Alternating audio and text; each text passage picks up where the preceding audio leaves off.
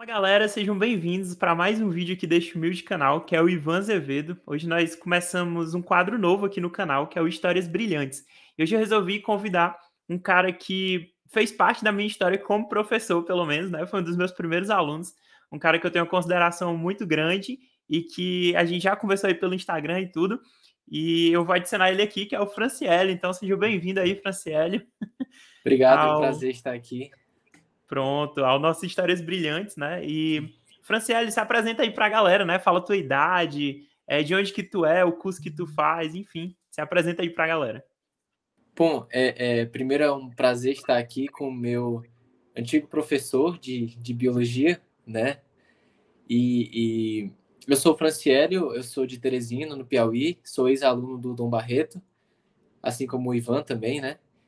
Aham. Eu tenho 18 anos e eu entrei esse ano na engenharia de computação na USP de São Carlos. Show, Franciele. É isso aí, cara. Parabéns, né? De já, eu sei que entrar na USP não é pra Sim, qualquer um, realmente é um vestibular muito, muito complicado. E aí, sim. até aproveito pra te perguntar, né? Quando tu fez, tu entrou pela FUVEST, pelo Enem, Eu como entrei foi? pela FUVEST mesmo. Eu fiz o vestibular específico e coloquei lá a carreira que era a carreira para engenharia de computação e elétrica. Aí eu passei na primeira chamada para elétrica e na segunda chamada foi para computação e aí eu resolvi assumir. Certo. E aí explica um pouquinho pra galera como que funciona essa questão do vestibular da FUVEST, né? Porque acho que muita gente conhece o Enem, a FUVEST Uhum. também é super conhecida e tudo, mas acho que não no mesmo nível que o Enem. Tem Sim. como tu explicar um pouquinho pra gente aí? Cara, é porque assim, o Enem ele é um acesso geral para as universidades públicas no Brasil, né? Então, basicamente, através do Enem, você concorre pelo sistema de seleção unificada, que é o SISU, para quase todos os cursos de quase todas as universidades públicas do país. E isso inclui a USP também. Só que algumas universidades, geralmente alguns de maior renome, como é o caso da USP, têm vestibulares próprios, né? Que no caso da USP é a FUVEST. Então, o principal processo de ingresso para a USP acaba sendo a FUVEST, porque é o vestibular próprio, né? Um vestibular só para entrada na USP e, e a maior parte das vagas são dedicadas aos candidatos que fazem FUVEST. Existe um número de vagas também para a USP é, através do SISU, né? No caso, você passou pelo SISU também, né? Se eu Isso, não me aham. engano. Eu passei pela FUVEST, a maior parte das vagas é para a FUVEST e um pequeno resto ali de vagas eles deixam destinadas para o SISU também.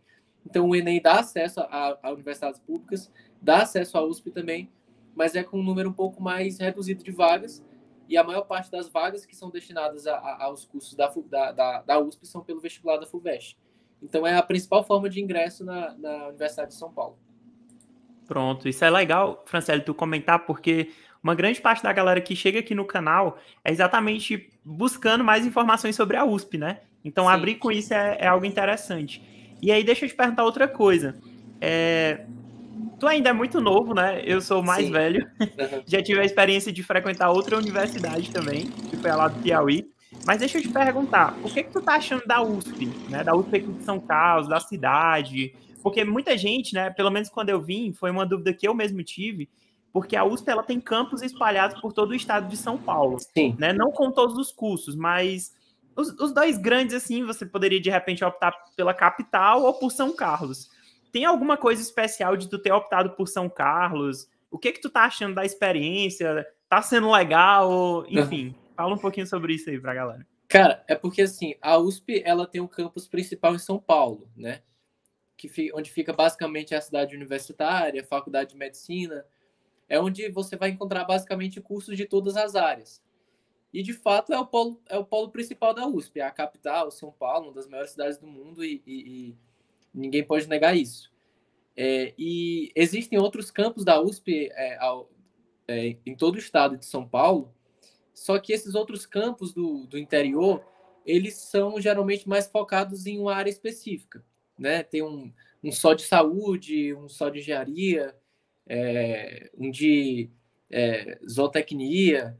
Então, o da USP principal de São Paulo tem os cursos de todas as áreas, e no caso de São Carlos, é onde você vai encontrar cursos especificamente de exatas. No caso Aqui em São Carlos a gente tem várias engenharias, praticamente todas, inclusive alguns que não tem em São Paulo, no caso da engenharia aeronáutica, que só tem na USP em São Carlos, né? Até é muito raro também no Brasil o curso de aeronáutica, e tem aqui em São Carlos, na USP. E tem também física, química, matemática, arquitetura, que parece um pouco fora da curva, mas é exatas também, então o pessoal esquece um pouco disso, né? Aí ciência de computação, física computacional, sistema de informação. Então, assim, aqui é basicamente um campus específico voltado só para exatas, entende? Então, a USP de São Carlos, ela vai oferecer esse cursos dessas áreas, né? E, cara, assim, o processo de escolha foi uma questão relacionada principalmente à cidade, porque quando a gente fala de ensino, educação, os campos da USP de diferentes cidades têm um ensino muito pareado, né? Porque, afinal, todos eles têm um selo USP de qualidade, né? A USP é considerada a melhor universidade do Brasil. Então, em qualquer campus que você estude, seja na capital, seja no interior, você tende a ter um ensino de muita qualidade, né? Uma estrutura muito boa, que é própria da USP, independente da cidade em que você esteja. Mas estudar no interior tem algumas vantagens em relação à qualidade de vida, né? São Paulo é uma cidade muito grande, é um polo tecnológico muito grande, claro, mas, assim, São Carlos, morar no interior, em uma cidade como São Carlos, que é um pouco menor, não é tão pequena assim, mas em comparação a São Paulo, né, São Paulo tem mais de 10 milhões de habitantes, em São Carlos 250 mil, é bem menor, por exemplo, do que Teresina, que é de onde a gente vem, né? Então, é uma cidade onde você vai ter mais tranquilidade em relação a custo de vida, é bem mais barato. Você acha apartamentos por aluguéis muito mais baratos e próximos da universidade. Os deslocamentos também têm custeamento menor, tudo é mais rápido, é mais perto, é menos estressante, você pega menos trânsito. A maioria dos lugares você consegue acessar a pé, ou então você vai de Uber por preços muito baratos. Então, é uma qualidade de vida que te proporciona uma situação mais tranquila, entende? É uma cidade também povoada por muitos universitários, porque aqui também tem a UFSCar, né, que são as duas grandes universidades de São Paulo, de São Carlos, perdão, que é a USP de São Carlos e a UFSCar. Então, aqui é uma cidade onde você tem, por exemplo, 200 mil habitantes e mais de 20 mil são universitários. Então, tipo, 10% da cidade é composto por universitários. Então, é muita gente. Para onde você vê pessoas jovens fazendo festa, reuniões, coisas desse tipo. Então, é uma cidade que vive realmente em torno das universidades. Os grandes eventos que acontecem aqui são relacionados à universidade, como o TUSCA, por exemplo, que é um torneio universitário. Então, assim, São Carlos te proporciona uma vivência muito mais próxima da universidade. Porque, por exemplo, em uma cidade, uma capital como São Paulo, você não teria algo que fosse tão que acontecesse tão ao redor da USP, entende? Porque, afinal, é uma cidade onde acontece muito mais coisa. Mas em São Carlos aqui, a vida é muito mais concentrada na universidade. Então, você convive mais com os alunos, você mora perto de todo mundo, é tudo mais barato, mais simples, mais tranquilo. Enfim, essas questões relacionadas a essa vida no interior, né? Que, apesar de ser interior, não perde em nenhum sentido para a capital em termos de educação, de qualidade de ensino. Afinal, como eu disse, aqui é a USP também. Pronto, aí Franciele definiu muito bem. Franciele, quando eu vim para cá, uma coisa que me chamou muita atenção é que a cidade é muito verde, né? Ela é muito arborizada. Sim, muito bem arborizada. Né? São Carlos o campus da USP é um Sim, campus o campus, muito cara, bonito. é sensacional. Eu tirei até muitas fotos assim, e nas fotos praticamente só sai árvore. O que tem de diversidade arbórea na USP é uma coisa sensacional. É muito bonito, assim, muito, muito bem projetada o campus central da USP aqui. E, tipo assim, uma coisa que eu achei bem legal, a gente acaba sendo do mesmo departamento, né? Computação e matemática, a nossa biblioteca. É muito massa, cara, aquela biblioteca. Tipo, tem uns bancos diferentes, tem uns negócios assim e tal. E uma coisa bem legal que eu acho, e até tu pode falar com bem mais propriedade do que eu sobre isso, é que há um incentivo muito grande dentro da USP, né, para o pessoal da computação. Pelo menos eu enxergo assim. Chega e-mail direto de oportunidades e tal. Eu sei que tá no primeiro período ainda, né? Então tá no começo. Não, mas já tô sendo bombardeado já. Imagino. Então conta pra galera como é isso, porque às vezes pode surgir essa dúvida, né? Tu até comentou isso, que eu achei bem interessante, porque a galera às vezes pode pensar, mas é São Carlos, a cidade do interior, não vai ter oportunidades e tudo. Conta um pouquinho como é que é isso. o tanto de e-mail que a gente recebe, porque eu sou do mesmo departamento, aí encaminha para mim também. Eu tô na mesma lista de e-mail. Chega de oportunidade ali para computação, é surreal. Cara, assim, quando você chega na universidade do porte da USP, você percebe onde está, de fato, o grande diferencial dela. Porque é uma universidade muito grande. Você poderia citar, talvez, a questão do ensino, dos professores e tudo, que, de fato, é uma estrutura de qualidade. Mas o grande diferencial de uma universidade como a USP é a grandeza no sentido de oportunidades. Porque você chega aqui e você fica perdido diante de tanta coisa que você pode fazer, sabe? Porque você pode, tipo, você tem a sua graduação, mas a graduação é, tipo, não é nem metade das oportunidades que você tem aqui dentro. Aqui você tem acesso facilitado a programas de intercâmbio, duplo diploma, em universidades melhores do que a USP, fora do país, né, com a sua mensalidade paga. Você tem acesso a programas de iniciação científica, a projetos de extensão, extracurriculares. Então, assim, é muita coisa. O cara que chega assim na USP, que não está acostumado... A gente que vem de escola, né, que vive naquele mundo mais fechado e de repente se depara com a Universidade do Porto da USP, a gente fica perdido. Tipo, essa é a palavra mesmo. Tem tanta coisa para fazer que a gente não sabe exatamente para onde ir, né? No caso do meu curso de Engenharia de Computação, já é um curso que costuma ter uma valorização de mercado muito grande, né? Mas isso já começa dentro da universidade, porque você, enquanto universitário, a gente trabalha também, né? Eventualmente a gente faz um estágio. Então, sempre tem essas oportunidades de programas de estágio aqui dentro da universidade. Não só para o pessoal da computação, mas existem muitas vagas também especificamente para a computação, né? Você falou do nosso departamento, porque a engenharia de computação é um curso meio que interunidades. É a única engenharia que tem esse privilégio, digamos assim, porque a gente é aluno da ESC, que é a Escola de Engenharia de São Carlos, mas também é aluno do ICMC, que é o departamento que cuida dessa coisa da matemática e também da computação, né? Onde estuda o pessoal da ciência da computação também. Então, a gente tem acesso a esses dois mundos de oportunidades, né? Essa coisa da computação, da parte mais da engenharia. Então, é um curso que te proporciona muitas oportunidades aqui dentro, como para qualquer outro curso também, mas a computação em especial é algo que te dá muitos nortes, porque te oportuniza uma formação muito completa, uma formação tanto voltada à computação, como a parte mais de engenharia elétrica, de sistemas de hardware. Então, assim, é uma coisa... É um curso realmente que te coloca diante de um universo muito amplo, entendeu? Uhum. Entendo, sim. E aí, Franciele, a gente até já comentou sobre a cidade, né? Aqui, São Carlos, antes de vir para cá, enfim, tava há muito tempo já sem fazer Enem, essas coisas. E quando eu estava pesquisando sobre a cidade, eu vi que é uma cidade que realmente, se eu não me engano, é a cidade que mais tem doutores no Brasil, né? Sim. Então, tipo, a gente percebe que a USP, ela tem essa preocupação em se manter no topo. Então, ela é uma estrutura realmente muito diferente, pelo menos não é menosprezando a UFP, que é uma universidade muito boa também. Não é. Né? Aprendi muito lá e tudo. Mas a gente precisa reconhecer também que realmente é uma universidade diferenciada, a USP, né? Não é à toa que é uma das melhores do mundo, é a melhor do Brasil, como você já, né, falou, da América Latina e tudo. Então, não é à toa. Mas aí, Franciele, eu queria ir agora para um outro ponto aqui da nossa conversa. A gente está falando bastante sobre universidade, né? Talvez tenha uma galera que entrou aí com essa curiosidade, mas aqui no canal a gente também tem uma galera que está se preparando aí, né, para o Enem, enfim, que quer receber dicas de estudo e tal. Então, a minha ideia é trazendo essa galera que tipo assim, vai ser referência, né? Você é uma referência, eu tenho certeza, para muitas pessoas. Então, conta para a gente aí sobre isso, né? Sobre como foi esse teu preparo, não só para o Enem, mas para a FUVEST, para vestibulares, né, de um modo geral. Como foi esse teu preparo? Conta sobre Olimpíadas, experiências que tu teve, enfim, fica à vontade.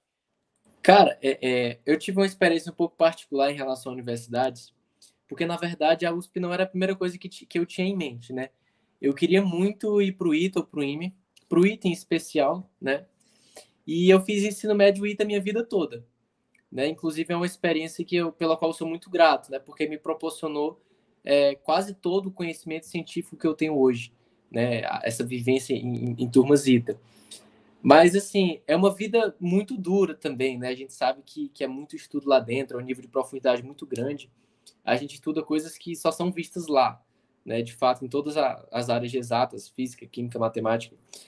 E acabou que eu cheguei no terceiro ano, fiz o vestibular do ITA e do IME e não fui aprovado, o que é até muito natural, porque poucos alunos conseguem passar de primeira no ITA e no IME, né? O normal é tentar 2, 3 vezes, porque realmente é uma concorrência muito grande. Mas aí eu fiz o vestibular da FUVEST também, que a priori era meu plano B, caso o ITA não desse certo, tal, mas eu pensava em tentar mais vezes ainda o ITA. Só que, cara, eu fiz a prova da FUVEST e eu não esperava passar, porque eu não tinha tido um treino tão específico assim para a FUVEST, já que toda a minha vivência tinha sido com o ITA. E aí eu saí da prova triste, até achando que se eu passasse, talvez fosse assim numa chamada muito distante e seria só como uma consolação, assim, mas que não daria certo e eu acabaria terminando o ano sem nenhuma aprovação em vestibular e tendo que continuar na escola, né?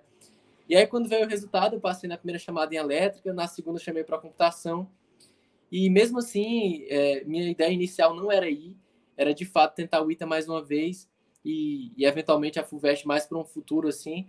Mas, cara, quando eu passei e eu fiquei nessa dúvida, assim, pô, é a USP, né? E eu acabei sendo convencido porque era um curso muito bom, na melhor universidade do país, e era uma aprovação que eu podia simplesmente assumir, né? Mas, assim, falando um pouco da minha preparação, como eu disse, é uma situação muito particular, porque não foi uma preparação específica voltada para a FUVEST. E também não é que eu recomende esse tipo de coisa. Mas, assim, toda a preparação que eu tive na turma ITA foi uma preparação que eu considero que me levou a um certo nível em que eu não estava preparado somente para aquilo, porque é um lugar onde a gente aprende num nível um pouco acima, entendeu? Então é aquela coisa de meio que matar a formiga com bola de canhão, sabe? Você aprender no nível muito alto para eventualmente estar preparado para tudo que vier. Então, acho que minha preparação foi basicamente voltada a aprender exatas num bom nível, redação também que a gente estuda muito no ITA, que é cobrado no vestibular de lá também, inglês, que também é cobrado, até português também em certo nível. Então, quando eu me deparei com o vestibular da FUVEST, apesar de não ter vivido isso durante o ensino médio, não ter feito o terceiro ano FUVEST, que tem no Dom Barreto, por exemplo, mas não foi uma total surpresa para mim, porque eu já estava muito adaptado ao nível que era cobrado lá, ao tipo de coisa que eu iria encarar, e por isso acabou dando certo. Então, eu devo muito a isso, a preparação que eu tive, que apesar de não ter sido uma preparação específica, foi uma preparação muito ampla, que me colocou diante de uma situação em que eu não que não era como se eu estivesse vendo aquilo pela primeira vez, entende? Mas claro, depois do resultado do ITA, do Enem, na verdade depois das provas, né, e quando se aproximava a FUVEST, eu fui atrás de ver as obras, de procurar algumas provas anteriores, tentar fazer assim, porque para naquele momento, claro, ter uma preparação um pouco mais específica, né, digamos assim, mas toda a base que eu tinha foi o meu principal norte durante esse processo, entendeu? Claro que quando está se aproximando a gente tem que dar aquela intensificada, ver um pouco as especificidades, porque cada vestibular tem a sua abordagem, mas assim, você estando bem preparado, você consegue fazer qualquer coisa, entende? Então, se você tem uma base muito boa, se você estuda, independente de ser para um vestibular específico ou não, e consegue dar um direcionamento ali naquela hora anterior ao evento em si, eu acredito que isso sirva para ser aprovado em qualquer coisa na vida, não só em vestibular. Então, acho que a minha particularidade foi um pouco nesse sentido, de não ter tido uma preparação tão voltada exatamente para aquilo que eu passei, mas de ter tido uma base que serviu para a minha aprovação. Show, Franciele, show. Eu vivi assim, né? Eu sou 6 anos mais velho que tu, acredita? 24. Sim. E o meu período foi o período em que surgiu a turma ITA no Dom Barreto, se eu não me Foi. engano. Eu estava surgindo ainda e tudo, era pouquíssimos alunos, foi Era na mais ou época que menos a tinha minha só no época, né? terceiro ano, né? Aí Isso, ficou um tempo sem exatamente. ter. Aí quando voltou em 2019, foi para ter já desde o primeiro ano. Aí primeiro, segundo, Entendi. terceiro ITA, que foi quando eu entrei. Então já peguei o ensino médio ITA desde o primeiro ano. Aham, entendi. E aí, Franciele, eu queria até te perguntar, né? Tem algo que é muito particular meu, e eu acredito que o processo de estudo ele é muito particular de cada pessoa Sim, mesmo. com certeza. Uma coisa que para mim sempre funcionou muito foi fazer muitas questões. Eu Sim. sempre me dei bem com isso, né? É uma técnica de estudo que me ajuda muito e tudo. Mas conta aí pra galera, o que geralmente tu usa, assim, quando tu quer estudar e tudo, Uhum. principalmente pra galera que quer fazer algum vestibular de ponta, né? Como é o caso do ITA ou da FUVEST e tudo. Quais são as suas técnicas de estudo, assim, que tu acha que seria legal recomendar pra galera? Cara, eu acho que assim, o processo de estudo é uma coisa extremamente particular, como tu disse. Mas eu acho que particular não significa exatamente solitário, entende? É um processo extremamente coletivo, no sentido de que ninguém pode aprender por você, mas pode aprender com você. Então, na turma aí a gente aprende muito isso, né? Mas serve, claro, para qualquer tipo de turma, para qualquer preparação, que a gente era muito mais forte quando a gente ensinava uns aos outros. Porque todo mundo sempre tem algo que pode contribuir para alguém. Né? Ninguém é tão bom o suficiente, aquela famosa frase, né? Ninguém é tão bom o suficiente a ponto de não precisar de ninguém e nem fraco o suficiente para não poder oferecer ajuda a outra pessoa. Então, você sempre tem algo a contribuir em um grupo. Então, eu acho que viver um pouco essa experiência de estudo comunitário é muito importante, porque às vezes você não consegue fazer uma questão, mas outro cara consegue. Às vezes, outro cara pede ajuda para você, e naquele momento em que você ensina aquela questão, você já revisa um pouco a teoria, já trabalha um pouco os seus conceitos. Eu tenho muito essa coisa de gostar, assim, de ensinar, né, de passar um conhecimento para um colega, para alguma outra pessoa que queira aprender. E mesmo quando eu não tenho ninguém, eu fico assim na minha cabeça inventando alguém que supostamente eu possa ajudar, assim, mas para ter essa prática de tá revisando o conhecimento toda hora na minha memória, entendeu? Então, eu acho que a ideia de evoluir é nunca se fechar e sempre estar aberto a contribuir e a receber contribuições que outras pessoas podem oferecer a você também, eventualmente. Então, acho que a ideia é sempre, independente da forma que você pratique, claro, é importante fazer muitas questões, é importante ter esse momento seu, assistir às aulas, mas, sobretudo, é amadurecer a teoria da sua própria forma, ver de que forma você absorve melhor o conteúdo, praticar bastante, mas sempre estar aberto a contribuições de fora, né? Seja por aulas no YouTube, seja por site, seja por qualquer fonte de conhecimento fora, dentro ou fora da escola, mas principalmente pelas pessoas próximas que você tem. Eu acho que a convivência, essa coletividade durante o processo de estudo é um dos aspectos mais enriquecedores. Então, eu recomendo muito que você não se feche dentro de um ambiente solitário, até porque isso não só torna menos enriquecedor a sua evolução, como mais triste também, né? Porque você acaba vivendo esse isolamento não contribui muito nesses aspectos, né? De estudo e até de saúde mental, enfim. Então, acho que a ideia seria essa, é sempre buscar fontes de conhecimento, sobretudo nas outras pessoas também. Show, Franciele, isso é bem legal mesmo. Eu até concordo super contigo, né? Algo que até mesmo aqui na universidade a gente vê muitos professores comentando, essa questão da importância, né, de ter grupos de estudo e tal.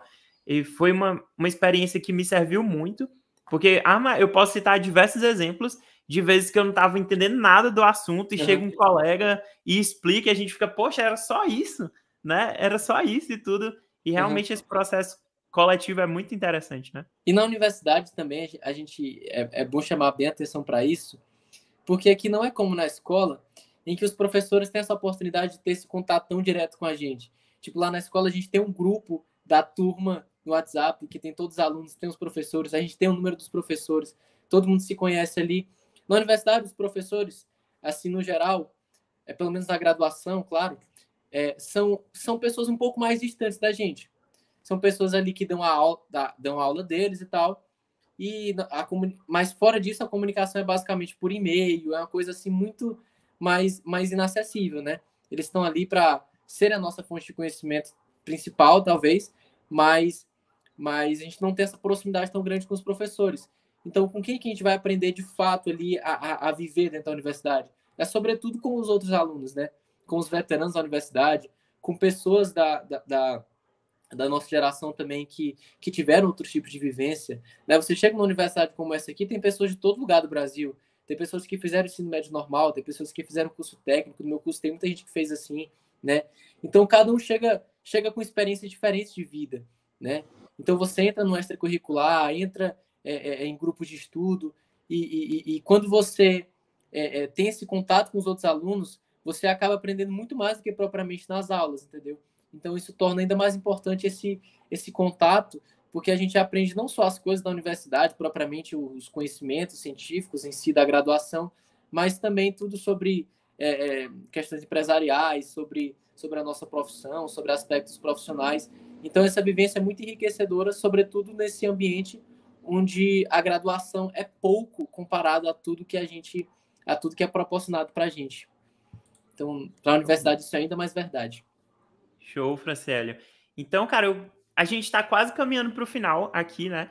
Eu queria reservar esses momentos finais para tu deixar um recado aí para a galera que tá vendo, né, essa entrevista, porque eu sei que na rotina de estudantes, queira ou não, por mais animados que a gente seja, por mais que a gente ame o curso que a gente faça, ou por mais que a gente esteja super empolgado, vai chegar um momento em que a gente vai sentir tristeza. Isso é normal na Claro, isso é caminhada natural. humana, né? Isso acontece. Mas, cara, eu queria que tu mandasse aí uma mensagem de incentivo pra galera, né? Que de repente um dia quer estudar na USP, ou que não quer estudar na USP, quer fazer outra coisa da vida. Mas dá uma mensagem aí legal, final, a mensagem final aí do Franciélio pra galera que tá te assistindo. Tá certo. Bom, sobretudo, eu queria dizer o seguinte, que ao longo da nossa vida, à medida que a gente vai cumprindo metas, a gente vai percebendo que tudo que a gente cumpriu até hoje é pouco. O que eu quero dizer é o seguinte, que por mais trabalhoso que tenha sido cumprir uma determinada meta, depois que a gente cumpre, a gente percebe que ainda tem sempre muito a evoluir. É essa ideia de que o nosso conhecimento nunca vai estar completo. Na verdade, muito pelo contrário. Quanto mais a gente sabe, mais a gente quer saber. Então, minha dica é ter esse comportamento de nunca se satisfazer com o que a gente tem e sempre buscar mais na medida do possível. Entende? Não se acomodar às zonas de conforto, não achar que o que a gente já conquistou é suficiente, porque senão a gente vai estar condenando nós mesmos a sermos medíocres, a sermos muito menos do que a gente pode ser para o mundo e para nós mesmos. Então, essa ideia de tentar ser excelente em tudo que a gente se propuser a fazer, mesmo que às vezes não seja eventualmente aquilo que desperta mais interesse na gente, que seja mais por uma obrigação, mas tentar ser minimamente bom em tudo que a gente fizer na vida, porque mesmo que a gente não precise de maneira prática daquilo, mas se precisar a gente vai saber o mínimo, e mesmo que não precise, eu acho que o próprio conhecimento em si é o maior dom que a gente tem como seres humanos.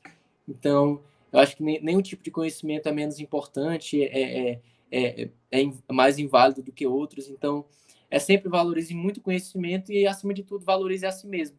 Nunca esteja satisfeito e sempre tenha metas a cumprir.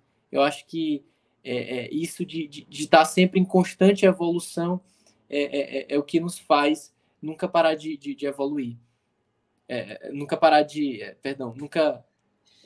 nunca parar de sermos cada vez mais próximos do nosso melhor.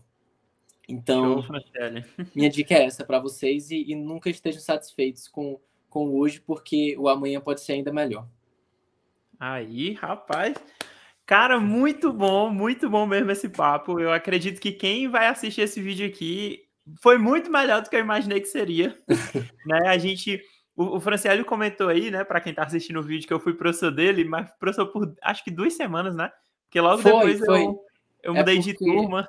O Ivan ele entrou na UFP em 2016, né, no curso de medicina. Uhum. Em 2017 ele começou a dar aula de biologia no Barreto como professor, e uma das turmas que ele assumiu no 8º ano era a minha turma, isso em 2017, né? Só que acabou tendo alguns problemas assim de burocracia. Acho que tinham 2 alunos lá na nossa sala que precisavam de uma ajuda um pouco mais especial, né, no sentido de acompanhamento. Aí colocaram um professor que era mais veterano, né, o Williams, mas ainda tive essas 2 semanas de aula com o Ivan e já foi suficiente para criar um vínculo aí que, como vocês podem ver, se estende até hoje, né? É verdade. Cara, o Dom Barreto é sensacional por isso, né? Sim. E aí, Franciele, eu te agradeço muito, né? Tem uma frasinha lá no Dom Barreto que a gente gosta de repetir, acho que deve vir até hoje nas tarefinhas, que é não tente ser melhor que os outros, né? Dê apenas o melhor de si. E era uma Sim, a coisa frase que do professor Marcílio, né? Isso, que o professor Márcio ele falava muito. E ele até dizia: olha, eu posso ser um vendedor de laranja lá na feira, mas eu vou ser o melhor vendedor de laranja da feira. Eu acho que Exato. isso é muito interessante, né? Essa conversa, eu acho que vai ajudar muitas pessoas, muita gente mesmo. De repente, uma galera que está desanimada e tudo, pega essa vivência aí do Franciele, essas dicas que ele deu, porque eu acho que vai ser bem lá. Eu mesmo peguei muita coisa para mim, viu? Para mim, com certeza, muita coisa já serviu. E eu acredito que para mais pessoas também. Então, só agradecer, né, Franciele, agradecer a cada um que assistiu esse vídeo. Vou fazer o meu merchan aqui, Franciele. Não esquece de se inscrever no canal, de curtir esse vídeo. Manda para alguém também que você acha que vai ser muito interessante. Né? Fiquem com Deus e ó, valeu!